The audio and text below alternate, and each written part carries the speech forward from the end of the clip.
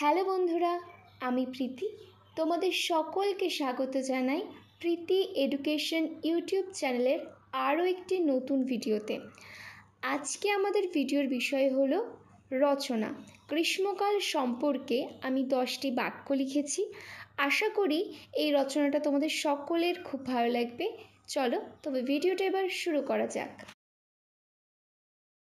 গ্রীষ্মকাল।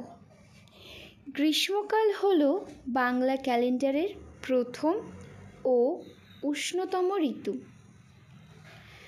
বাংলা ক্যালেন্ডারের প্রথম দুটি মাস অর্থাৎ বৈশাখ ও জ্যৈষ্ঠ মাস নিয়ে হয় গ্রীষ্মকাল। গ্রীষ্মকালে দিন বড় ও রাত ছোট হয়। গ্রীষ্মকালে নানান রকমের সুস্বাদু ও রসালো ফল পাওয়া যায়, যেমন আম, জাম, কাঁঠাল, লিচু, তরমুজ প্রভৃতি। এই ঋতুতে বিভিন্ন সুগন্ধি ফুল যেমন বেল, জুঁই, রজনীগন্ধা, চাঁপা, টগর ইত্যাদি পাওয়া যায়। এই সময় তাপমাত্রা এত প্রখর হয় যে খাল বিল নদী নালা সব শুকিয়ে যায়।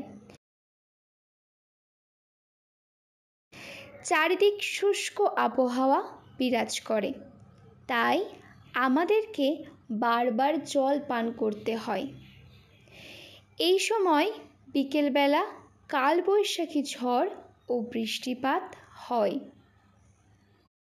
গ্রীষ্মকালে বাংলার নববর্ষ, কবিগুরু রবীন্দ্রনাথ ঠাকুরের জন্মদিন, জামাই ষষ্ঠী প্রভৃতি উৎসব পালিত হয়। এই সময় স্কুলে কলেজে গরমের ছুটি থাকে, তাই তারা অনেক জায়গায় ঘোরারও সুযোগ পায়। ভিডিওটা সম্পূর্ণ দেখার জন্য তোমাদের সকলকে জানাই অসংখ্য ধন্যবাদ।